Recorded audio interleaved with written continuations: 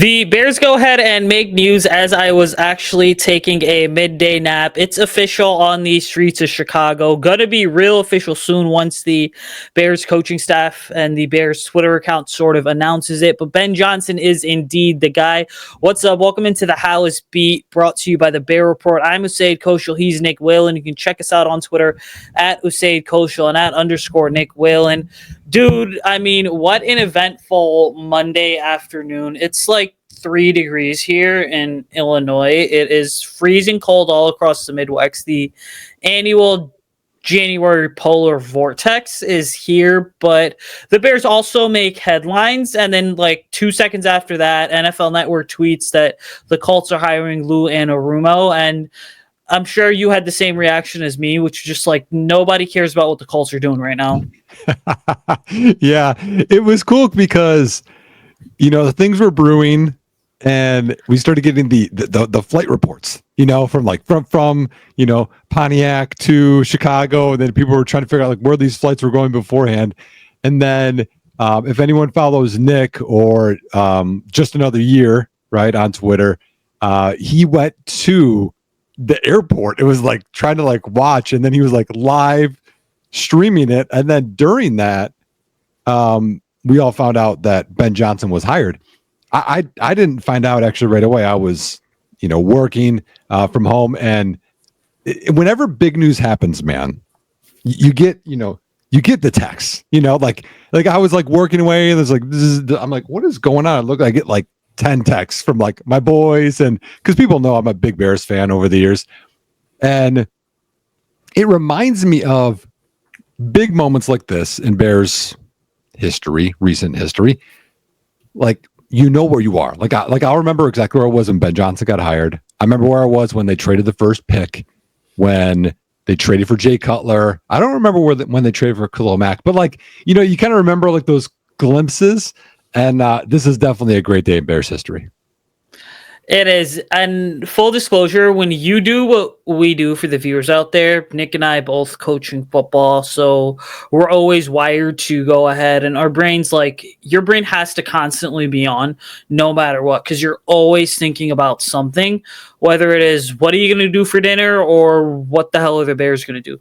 I will say this was one of those things where it is peak lying season. It is mass rumor season. The amount of times that I went back and forth between Ted Monken, Ben Johnson, possibly Joe Brady, throw in a Liam Cohen there, Mike McCarthy as well. I mean, there is something incredibly telling here, because the Bears didn't even bring in Ben Johnson for an in-person interview. It was literally that virtual interview that they had last week and a half ago. And then they were like, hey, you're our guy. And so the reality is that, you have to be really sold on a coaching candidate if you're just going to do that virtual Zoom interview and be like, hey, here's the keys to the franchise.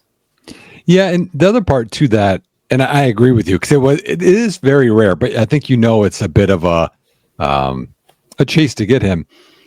But these guys all know each other. They see each other at the Senior Bowl. They see each other at the combines. They've have history. Ben Johnson and Ryan Poles were together at Boston College as GAs when they were, early 20s. So there is this, networking that is always happening. That's why it's when you're getting these staffs together, most time it's guys that or guys that know this guy, and it goes from there. So, while it does seem like it's happened a little quickly, there's always been things brewing. Plus, even while he's coaching, they can talk to his agent all the time, and they're working on the numbers. They're working on, okay, well, who's he thinking his staff? While there's not a direct interview, there's always conversations going on. There are, and these conversations are really what leads to, I think, a lot of the overreactions that kind of take place by the Bears fan base. In my experience, covering other teams as well, anytime you have a big fan base, like the Bears, for example, you're always going to get a million different rumors out there, a million different sort of reactions. But the key thing to me here is that this to me has almost seemed like it's been a 1.5 to 2 year process. Because you go back to last offseason, and again, the rumors were there 365 days ago. The Bears want Ben Johnson Does Ben Johnson want the Bears? And obviously, we knew that Johnson wanted the Bears, but polls went in a different direction, keeping Matt Eberflus. Then you all of a sudden go ahead and you fire Matt Eberflus in November. Now you bring in Ben Johnson. So it was kind of a done deal. And really, if you are a guy like a Ben Johnson, I mean, the Bears have been on your radar for a while now. And the reason being is simply because the way that you kind of look at it is you're like, all right, look, I know I'm going to be a head coach someday. I know I want to be a head coach someday. I've gotten big interviews the last couple cycles. Well, which logistically is the team that is going to set me up for success? You start to look at where the Bears are at right now, and the quarterback's already in place. You then, I think, start looking at the 2025 draft, and it's interesting because this to me came down to Chicago or Las Vegas. I will say the reason that Ben is choosing the Bears over Vegas is simply because of Caleb Williams. Like, your quarterback is already in place. So there's no need for you to have to go ahead and reevaluate the quarterback and sort of figure all that out. Now, the reason he didn't choose the Raiders is simply because they cycle through more coaches over a 3, 4, 5 year period than the Bears ever have. Plus, over there, you're picking at 6th overall. So you're kind of out of the running for guys like a Cam Ward or even Shedeur Sanders.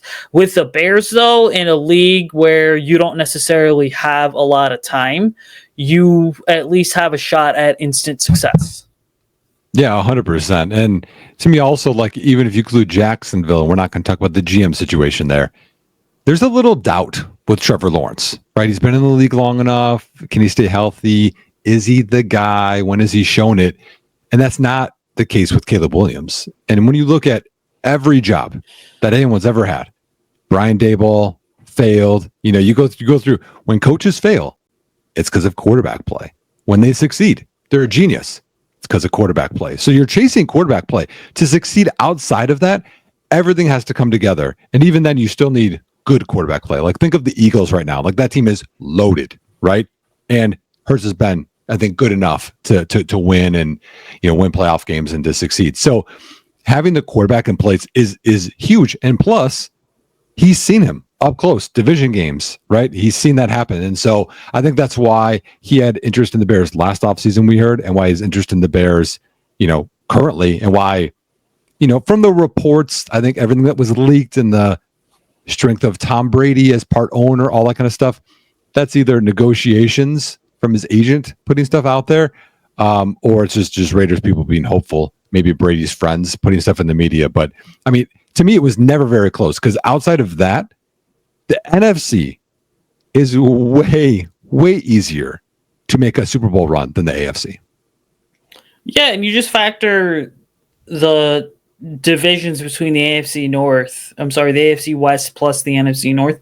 I mean, you're talking about a team and you're talking about a division that's going to have to face Justin Herbert, Patrick Mahomes twice a year each. And then you sort of go ahead and look at what the NFC North has to offer. And from Ben Johnson's vantage point, it's like, hey, you've seen enough of Jordan Love. You kind of know what he is at this point. You have seen a hell of a lot of the Minnesota Vikings, and you know that if this was peak Sam Darnold, they don't know what they're doing with JJ McCarthy, then that's still a very beatable team with a good Caleb Williams at the helm. And then you look at the Detroit Lions and you kind of say, I know this roster and this team inside out. I have more connections in Detroit than anybody. I know the roster better than anybody. Well, we still want to go ahead and we still want to compete against them.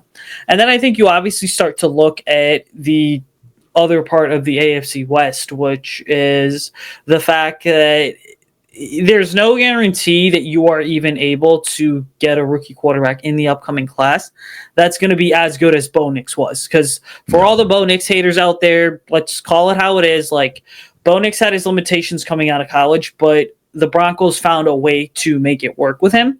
And so for Ben Johnson, I mean, when you've got when you have a quarterback that is a consensus number 1 overall pick in Caleb Williams, that right there, I think, is enough to kind of go ahead and say, this is where I want to go. Plus the 80-something million in cap space.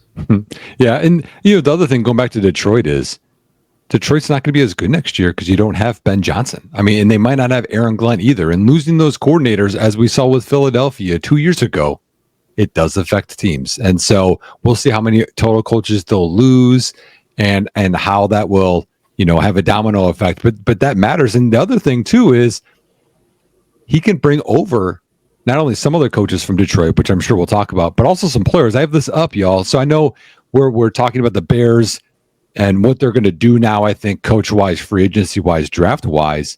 And Kevin Zeitler, great guard. He's going to be 35. He's from Wisconsin here, actually. He's a free agent. If the Bears get Hank Fraley as their OC/O-line coach, that would make sense because he knows those two guys. He just want to learn a new scheme. Dan Skipper's a free agent. Tim Patrick's a free agent. So think of it just offensively. Those might be a few of those like role guys or 1 year start of the O-line they could bring over to improve the O-line, but also kind of know the system and teach it to others. Yeah, and again, Dan Skipper is only 29, 30 years old. So he's a guy where I'm sure he is he's had some stability there in Detroit, but if he's obviously looking to go ahead and kind of get one last payday, the Bears really make sense for him. Do you know how big he is? 6'9", right? Yeah, 6'9", 6'10". Yeah. He's humongous, man. Mm-hmm. He's the type of guy that I think when you look at it, you're like, why is football even your sport? You should probably be playing basketball. But then again, there's this saying amongst the coaching community where if you're that big and you can get out in space and move, I mean, holy crap, you should be playing football no matter what. But yeah. On the subject of the coaches, so there is one guy to me that is sort of underrated, doesn't necessarily get talked about, but has been with the Lions since 2020, and that is current pass game coordinator Tanner Engenstrand. I hope I am saying that correctly. Again, he's only 42 years old, kind of has bounced around in a couple different places, was at the University of San Diego from 2005 till 2017. Starting as a GA, then sort of working his way up to assistant head coach and OC. Was at the University of Michigan in 2018, with the DC Defenders in 2020, and then got hired by the Lions as an offensive assistant, was quality control coach, tight ends coach, and then just got promoted to pass game coordinator. Engstrand to me is, if Hank Farley goes out and is like, I really would prefer to stay in Detroit, Engstrand would be the next guy that I'm looking at as a potential offensive coordinator for the Bears, because a pass game coordinator is basically, in a sense, an OC's right-hand man, and that's what he was in Detroit for Ben Johnson. And Ben Johnson's going to want someone that knows his system flawlessly, because it's going to save the Bears so much time throughout May as well as parts of June and then well into training camp when you already have someone that knows the system rather than someone that has to basically reteach the system. Mm-hmm. Yeah, no, that's a good point. He's a candidate for sure. We talked about Hank Fraley already. A couple of others potentially. Mark Brunell, quarterbacks coach. Obviously, I remember him as a player. I don't know how many guys remember Mark Brunell as a player, but the Jacksonville team that upset the number one Broncos team in the playoffs, went to the AFC Championship game. That was exciting. He was the quarterback. JT Barrett, former Ohio State quarterback. He's their assistant quarterbacks coach. So most of the time, I feel like when you get a head coach hired, they could bring two guys with them, generally, one or two guys with them. So that's kind of what we're looking at. You're not going to get everybody. You're going to get a couple guys. So like JT Barrett is assistant quarterbacks. Maybe he'll be quarterbacks. Mark Brunell's quarterbacks. Maybe he's OC. You talked about this guy could be OC. Fraley could. Assistant O-line coach, Steve Oliver. Maybe he becomes O-line coach. Like, you're going to get a couple of guys here. You're not going to get everybody. But I think we're getting a little bit too far. Who is Ben Johnson, man? Let's get into him because he is the exciting guy. Do you want to start? Yeah, so Ben's offense is so interesting to monitor because there's to me, it's this hybrid scheme is what it is. As the Shanahan-McVay offense kind of continues to take foothold in the league and continues to evolve, The reason that Ben's offense is so unique is because to me, there's no other offensive system like it. It's not your typical sort of West Coast offense.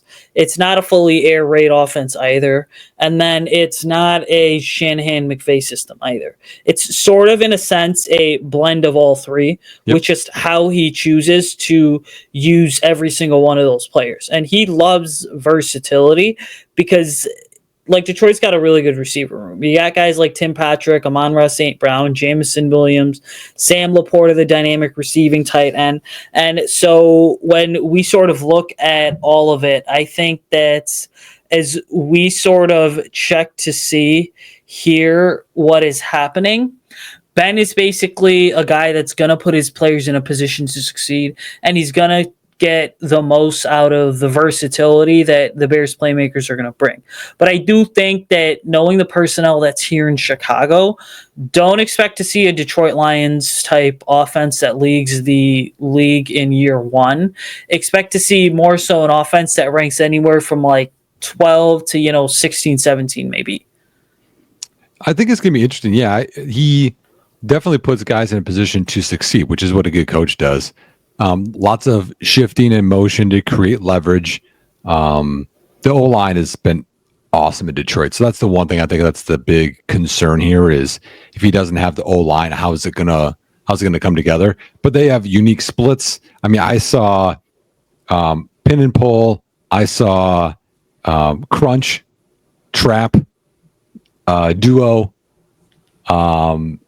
We've seen the passing game where they're not afraid to have, one of his staples is the tight end leak, but then also they have the laterals in there. You also there's a lot that he does, but they create advantages with shifts, motions, numbers in the box, play action.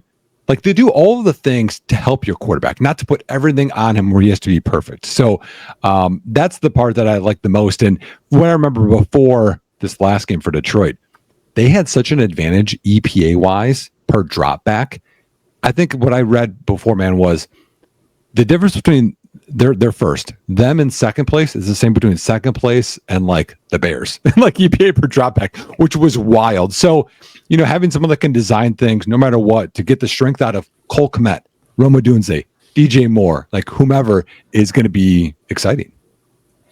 And you mentioned a couple players here. I will say this, the one guy that I'm super excited for in this Ben Johnson offense right now, I mean, the obvious answers are going to be your DJ Moore, Rome Odunze, Caleb Williams type guys. But Darnell Wright, I believe going into year 3 is going to have a massive breakout season with Ben Johnson and his staff kind of coaching him. And the reason that I say that is because you're talking about a player that was insanely athletic. I'm not going to go ahead and reference the Pro Football Focus stats just because that is a very polarizing outlet. But Darnell Wright, insanely athletic, a guy that can get out in space and move, a guy that really plays with a mean streak. And then overall, I just believe you look at a guy that is hands down, talking to him in the Bears locker room after games, down to earth, super coachable. I mean, I would not be surprised to see Darnell Wright go from being a top 10 draft pick with the whole like Jalen Carter comparisons, blah, blah, blah, and that whole fiasco to perennial all-pro player because the potential is there. And now that there's an offense that fits his skill set, I mean, he's going to be one of the most fun players to watch. Well, I agree with you. And the other thing that's going to be interesting is you look at the big difference between Detroit and Chicago's O-line is Detroit's is bigger. They because Chicago, like the more athletic, smaller guys, outside zone, you want movement, get to the second level. And Detroit's more power. They're going to run through you. So there's going to be some turnover, y'all. Like Coleman Shelton likely ain't going to be his guy at center, Doug Kramer, gone. Braxton Jones, I wonder if he fits. He's more of your finesse, athletic left tackle versus this pure power type guy. I mean, that's the other thing, man. They've been successful. They were down Taylor Decker. They lost Kevin Zeitler, wasn't in. They had Christian Mahogano, whatever. He was a guy I liked in last year's class from Boston College. He was starting the playoff game as a rookie at right guard. So there's going to be some turnover there. And Darnell Wright fits that. big dude. He lost a lot of weight, y'all, at Tennessee to slim down into this scheme. I wonder if he puts some more weight on. And I don't know what that means for Tevin Jenkins, but Tevin Jenkins can get big and powerful, and maybe he fits the scheme better. Yeah, the Tevin Jenkins conundrum's one that we'll kind of get into during these later episodes. But the other guy that I think I have to be excited for here is Rome Odunze. Because when I look at Rome, like the measurables are so interesting here to kind of examine, right? Like Amon-Ra St. Brown is basically going to be Amon-Ra St. Brown is your like classic receiver that you move around. DJ Moore fits more so of the Amon-Ra St. Brown sort of mold. Like that's who he will be in this offense. And then you look at Rome Odunze. Well, he is 6'3", right? I will say this, that Jameson Williams is not as big as Rome Odunze either. And so one of the big things for me to kind of keep an eye on, well, Jameson Williams is 6'1", Rome Odunze is 6'3". One of the most interesting parts of this whole thing to keep an eye on for me is how does Rome Odunze take that next step? Because Ben's never had that like big Devontae Adams, DK Metcalf type receiver in his offense. No. And when we start talking about, building an offense out that fits the personnel and the strengths of your players that you have in Chicago, like the Rome Odunze conversation is going to be one of the most interesting ones to have. Mm-hmm. No, I agree with you because they've had a lot of speed, Jameson Williams, Jahmyr Gibbs, and he hasn't had a Rome. So I'm going to put more faith in him utilizing his, strengths of players to make them fit. The other one that's interesting, man, to talk about is DeAndre Swift. DeAndre Swift used to be a Detroit Lion. He was with him his first year as offensive coordinator in Detroit. And, famously, the play that I remember the most, or the game, I guess, was the last game of the season when they beat Green Bay. This is before Detroit made the playoffs, and they had that Amon-Ra St. Brown catch and lateral to Swift. Like out of nowhere, you're like, who is this coordinator? And it worked. They got a first down, and then they got another first down after and kind of sealed the game. But they traded Swift after that year for peanuts. I think they Swift in the 7th for like a 4th or something. And then they signed David Montgomery, drafted Jahmyr Gibbs. So Ben Johnson didn't really want DeAndre Swift. But looking at his contract, y'all, DeAndre Swift has a $9.3 million cap hit next year. 8.7 is dead cap. He's likely a Bear. Like, it doesn't make any sense to cut him. If you trade him, it's got to be something worth it because all the dead cap is there. So I hope that they can, bring that chemistry back together and it wasn't a burned bridge.